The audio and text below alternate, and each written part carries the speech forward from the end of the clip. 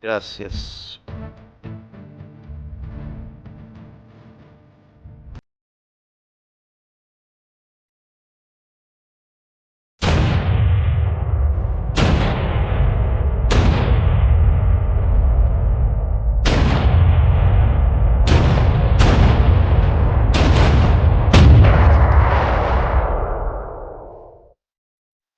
Se suponía que el Taiho sería el buque insignia en un nuevo tipo de portaaviones japonés. Desafortunadamente para ellos, resultó ser el único barco de su tipo que se construyó.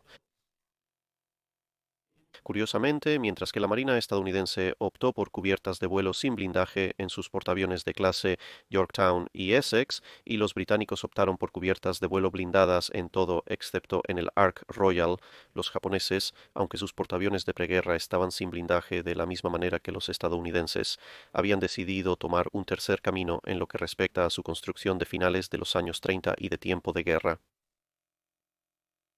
Por un lado, para velocidad y facilidad de construcción, habían ordenado más de una docena de la clase Unryu, que eran un diseño modificado de la clase Hiryu.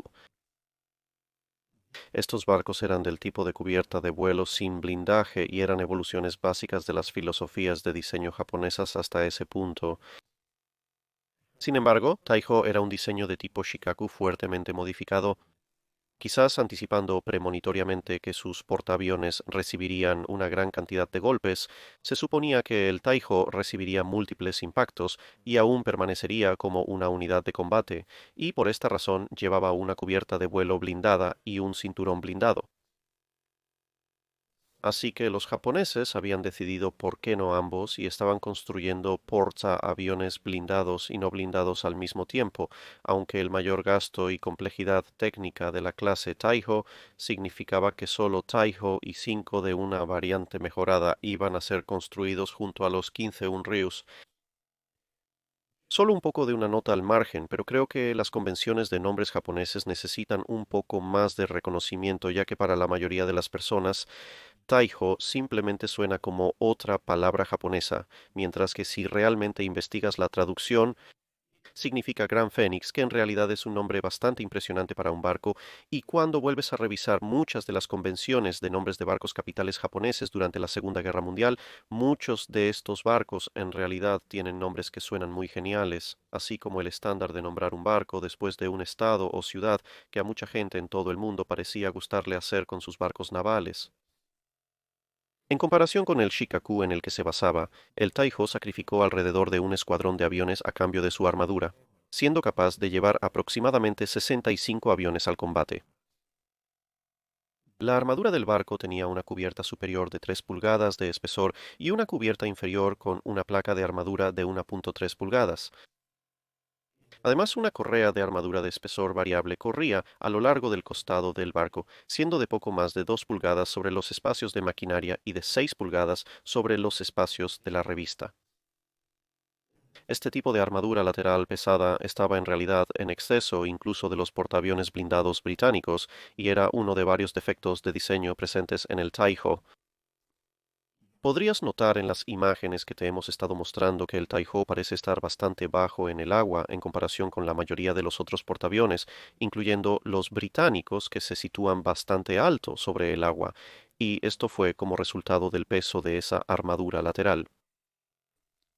De hecho, el barco estaba tan bajo en el agua que su cubierta de hangar inferior estaba apenas por encima de la línea de flotación y sus dos pozos de ascensor en realidad se extendían por debajo de la línea de flotación, aunque obviamente los ascensores mismos montados en los pozos estaban justo por encima de la línea de flotación, lo cual es bastante bueno. Este factor volvería a atormentarla más adelante.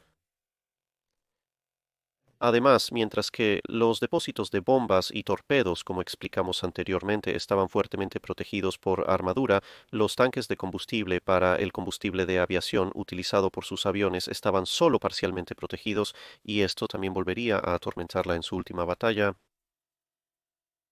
con 8 calderas generando 160.000 caballos de fuerza, era capaz de poco más de 33 nudos, lo cual era bastante rápido y bastante útil para un portaaviones, porque obviamente necesitan poder mantener una alta velocidad para aumentar la velocidad aparente del aire sobre la cubierta, para que los aviones despeguen lo más rápido y eficientemente posible. Para aumentar la resistencia al fuego del barco, la cubierta de vuelo estaba cubierta con látex en lugar de tablones de madera sobre la armadura. Esto era más rápido de aplicar y más fácil de reparar, sin embargo era un poco menos antideslizante y podía agrietarse con el tiempo, especialmente cuando se exponía a climas fríos.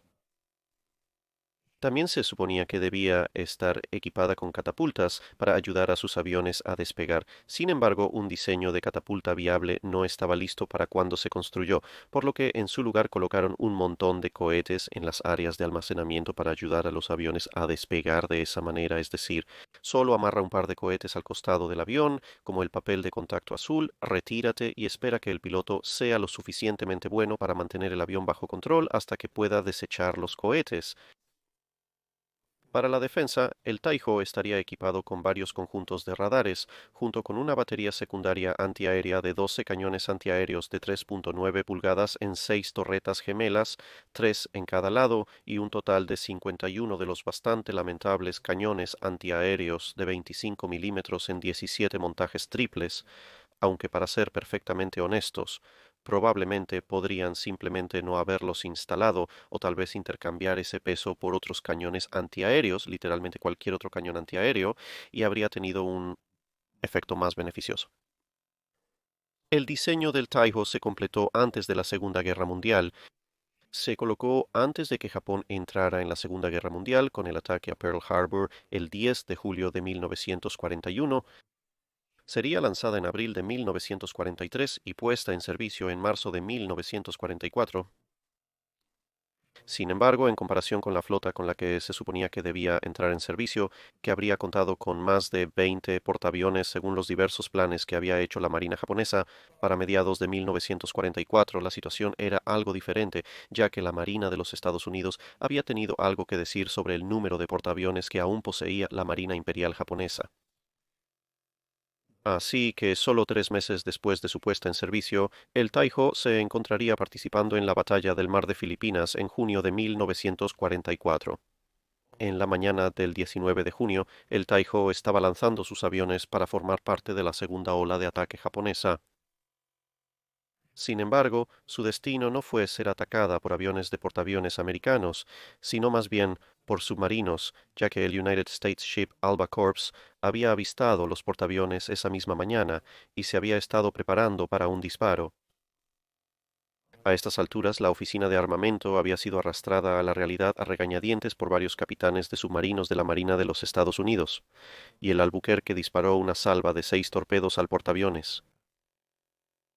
Uno de los pilotos de los aviones de ataque de Taiho vio venir los torpedos y en una gran demostración de devoción al deber, voló su avión directamente hacia el mar en el camino de uno de los torpedos, lo que provocó que detonara antes de alcanzar su objetivo. De los 5 torpedos restantes, 4 de ellos fallarían, pero desafortunadamente para la valiente demostración de ese piloto, el sexto torpedo aún encontró su objetivo, golpeando el portaaviones en el lado de estribor justo delante de la isla. Inicialmente el Taiho parecía haber resistido el impacto relativamente bien. A pesar del elevador delantero atascado, el vicealmirante Azawa ordenó cubrirlo con tablas para reanudar las operaciones de los aviones. El barco solo perdió alrededor de 1,5 nudos de velocidad, principalmente para reducir la fuerza del agua que entraba por el casco. No había indicios de incendio, así que el portaaviones siguió lanzando 2 oleadas más de aviones. Desafortunadamente, lo que no fue inmediatamente evidente fue que esos tanques de combustible parcialmente blindados y sus tuberías de suministro habían sido perforados por el impacto y la gasolina de aviación se estaba acumulando rápidamente en el pozo del elevador delantero. A medida que comenzó a evaporarse, se infiltraría en las cubiertas del hangar superior e inferior, convirtiéndolas en gigantescas bombas de combustible y aire. La tripulación no pasó por alto el peligro que esto representaba, ya que el olor de la gasolina evaporándose es bastante obvio. Sin embargo, con el barco en servicio solo 3 meses, no tenía mucha experiencia, por lo que sus esfuerzos para contrarrestar este creciente peligro fueron algo ineficaces. Una de las cosas que una tripulación experimentada habría hecho habría sido cubrir la gasolina con espuma del sistema de supresión de incendios del barco para evitar que se evaporara aún más. Y obviamente los vapores acumulados necesitaban ser ventilados fuera de las cubiertas del hangar, pero desafortunadamente, debido a su inexperiencia, la tripulación no utilizó la espuma de supresión de incendios porque, hey, no había un incendio y sus intentos de ventilar las cubiertas del hangar también fueron relativamente infructuosos. Esto se debió en parte a su diseño, ya que con hangares completamente cerrados, cualquier ventilación tenía que provenir de la apertura física de agujeros en el propio hangar. Para su crédito, sí intentaron varias cosas. Intentaron abrir las compuertas de los conductos de ventilación que se instalaron para ese propósito, bajaron el elevador de popa e incluso rompieron algunas de las portillas del barco, pero nada de esto fue de mucha utilidad. Y fue en este punto donde se cometió el error fatal. El oficial principal de control de daños ordenó que los sistemas de ventilación del barco funcionaran a plena capacidad y que se abrieran todas las puertas y escotillas que se pudieran abrir para intentar sacar esos vapores de la cubierta del hangar. Desafortunadamente, esto básicamente tuvo como resultado que el sistema de ventilación distribuyera los vapores de manera uniforme por todo el barco, y aunque las tripulaciones de la cubierta del hangar habían sido relativamente buenas para mantener esa área libre de chispas y llamas, cuando estás hablando de un barco entero con muchos sistemas eléctricos, motores, calderas, etcétera, inevitablemente va a haber chispas en alguna parte del barco y alrededor de las 2:30 de la tarde, una de esas chispas coincidió con esa parte particular del barco llena de vapores de gasolina y hubo una explosión masiva. La fuerza de esto fue tal que un oficial sobreviviente en el puente vio toda la cubierta de vuelo levantarse como una ola y los lados del barco explotaron en enormes bolas de fuego. Estaba muy claramente condenado en este punto.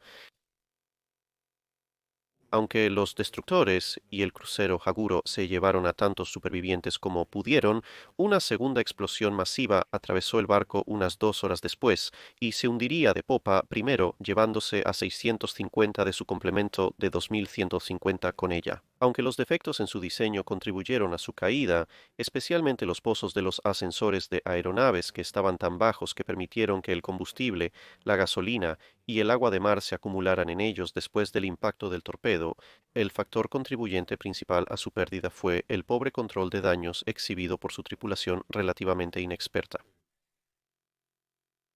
Esto se puede decir porque cuando se mira en papel el número de sistemas de control de daños que tenía el Taiho, una tripulación de control de daños experimentada habría podido usar esos sistemas para deshacerse relativamente fácilmente de los vapores de gasolina, aunque dado el resultado de la batalla del mar de Filipinas, esto probablemente solo habría estado retrasando lo inevitable hasta que apareciera una ola de Avengers o Dauntlesses.